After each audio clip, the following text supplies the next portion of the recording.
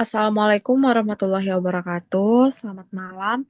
Perkenalkan kami dari kelompok satu yang beranggotakan 3 orang, yaitu saya sendiri, Tasyidri Aprilia, dan rekan-rekan saya, Nafla Zahira Semri, Sylvia Anggraini, dari kelas TRE 5B Malam.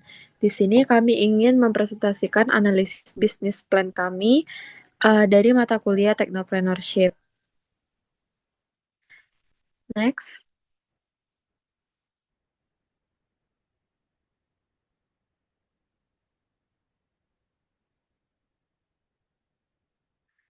Bisnis yang kami tekuni yaitu Sate Padang Campago. Next. Kita akan masuk ke dalam profil bisnisnya, yaitu mendeskripsikan latar belakang munculnya ide usaha. Profil usaha. Kota Batam merupakan salah satu tempat tujuan yang paling banyak dituju oleh perantau dari berbagai daerah. Salah satunya yaitu daerah Sumatera Barat. Jauh dari kampung halaman tentu membuat kita rindu dengan suasana kampung. Salah satunya yaitu dengan kulinernya yang khas. Untuk memenuhi rasa rindu itu, Sate Padang Campago hadir menawarkan cita rasa yang autentik. Selanjutnya kita akan masuk kepada analisa SWOT dan BMC. SWOT atau SWOT, yang pertama yaitu kekuatan atau strength, yang kedua kelemahan atau weakness, yang ketiga peluang atau opportunities, yang keempat ancaman atau threats. Strength. Yang pertama yaitu citra rasa yang autentik, yang kedua bahan yang berkualitas, yang ketiga harga yang terjangkau, keempat kemasan yang higienis, kelima variasi menu, dan yang keenam popularitas kuliner lokal. Selanjutnya kita masuk ke dalam weakness atau kelemahan. Yang pertama yaitu ketergantungan pada bahan baku yang segar, yang kedua persaingan yang ketat, yang ketiga daya simpan terbatas, dan yang keempat peralatan tradisional.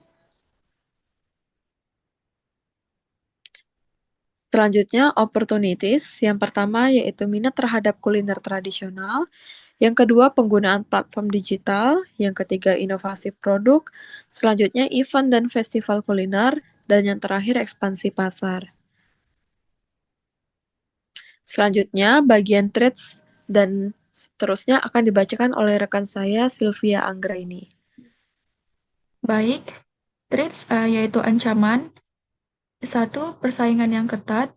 2. Fluktuasi harga bahan baku. 3. Perubahan konsumen. 4. Kondisi ekonomi. 5. Regulasi pemerintah.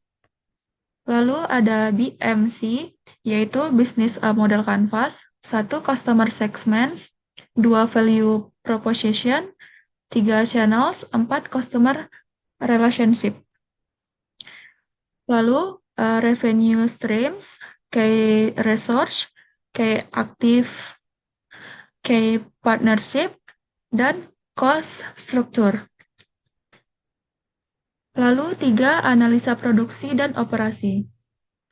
Alur produksi dan operasi, yang pertama ada pengadaan bahan baku, persiapan bahan baku, pengolahan kuah sate padang, pemasangan sate pada tusuknya, proses pembakaran, lalu penyajian. Sumber daya yang digunakan yaitu SDB, sumber daya bahan, lalu SDF, sumber daya fisik, SDM, sumber daya manusia, SDT, sumber daya teknologi. Analisa pasar dan pemasaran. 1. Strategi pemasaran produk. 2. Analisis pesaing. 3. Tren pasar dan permintaan pasar. 4. Segmentasi target pasar dan positioning pasar. 5. Bauran pemasaran atau marketing mix. 6. Upaya digital marketing. 3. Analisa sumber daya manusia. Struktur organisasi tim usaha. Nomor 1. Pemilik usaha atau manajer umum. 2. Kepala produksi. 3. Kepala pemasaran dan penjualan. 4. Kepala keuangan dan administrasi. Lalu nomor 5, staf operasional dan atau koki dan pelayan. Berikut gambar struktur organisasinya. Lalu uraian tugas akan dijelaskan oleh Nafla.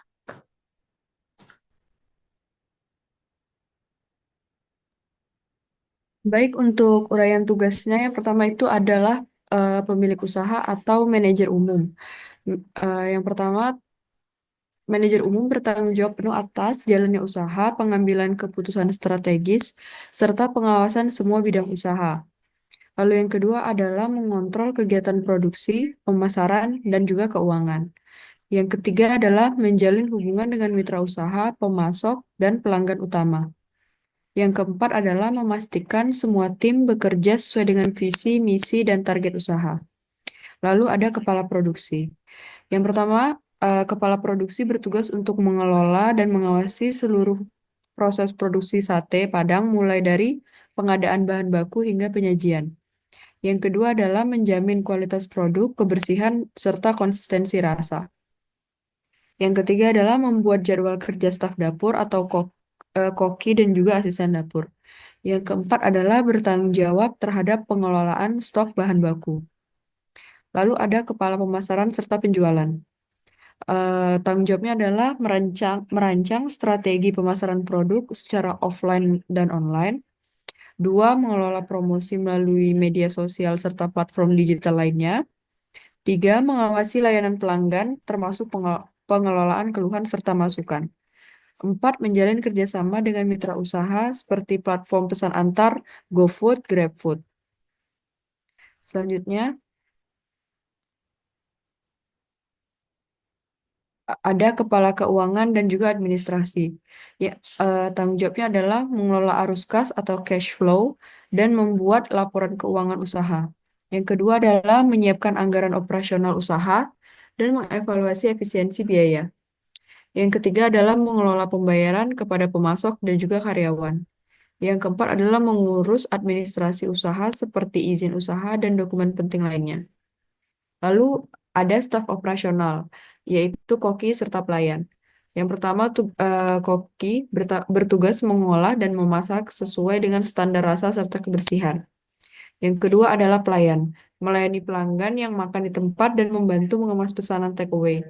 Lalu ada kurir jika ada, yaitu bertanggung jawab untuk mengantar pesanan melalui layanan delivery. Lalu aspek keuangan serta kelayakan HPP. Investasi awal diperlukan. Investasi awal diperlukan untuk memulai usaha, meliputi pembelian aset tetap, peralatan, bahan baku awal, dan biaya lain-lain. Berikut adalah jenis investasi kami, yaitu serta estimasi biayanya. Yang pertama adalah pembelian gerobak, yaitu 4 juta, peralatan masak 1 juta, peralatan makan dan minum, piring, gelas, dan sendok sekitar 200.000, serta biaya sewa tempat usaha per bulan yaitu 750.000. Hingga total investasi awal kami adalah 5.950.000. Selanjutnya, selanjutnya itu modal, biaya tetap, dan biaya variabel. Modal usaha adalah modal yang terdiri dari modal pribadi dan atau pinjaman usaha yang digunakan untuk memenuhi kebutuhan awal usaha. Lalu biaya tetap.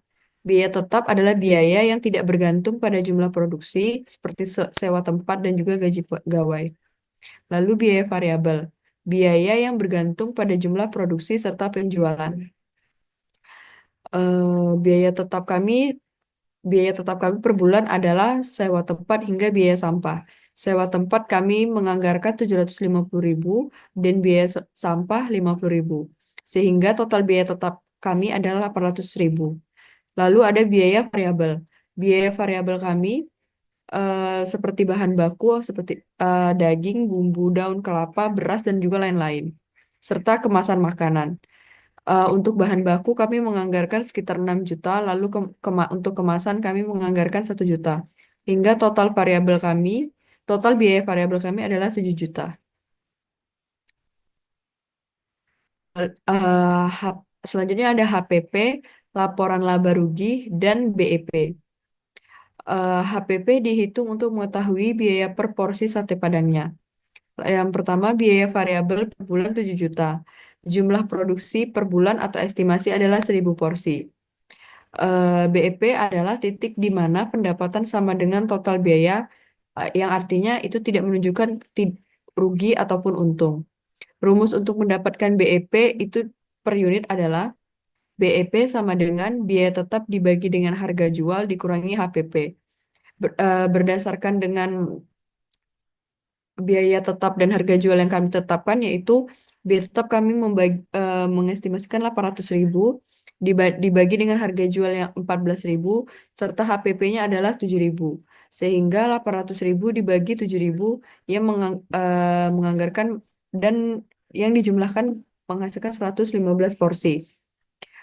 Lalu untuk rumus BEP dalam pengeluaran dalam rupiah, BEP atau BEP dikali dengan harga jual.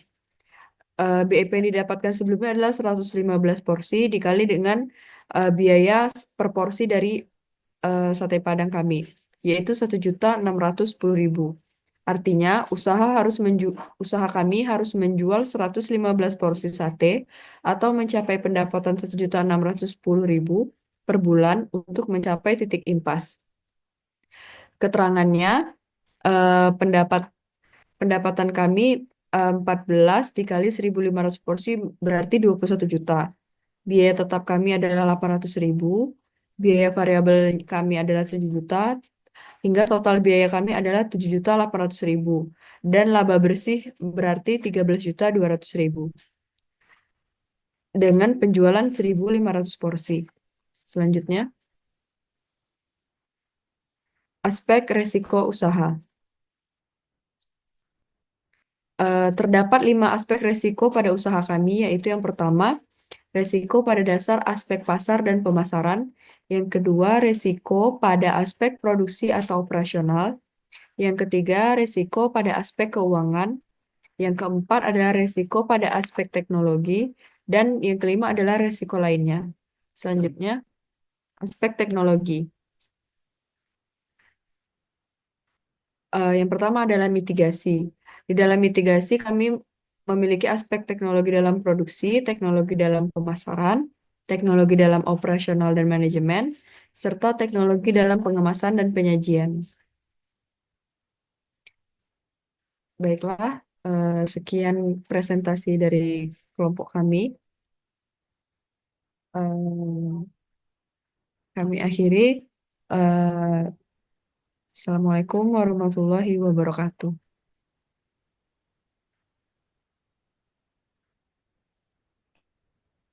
Audio Jungle.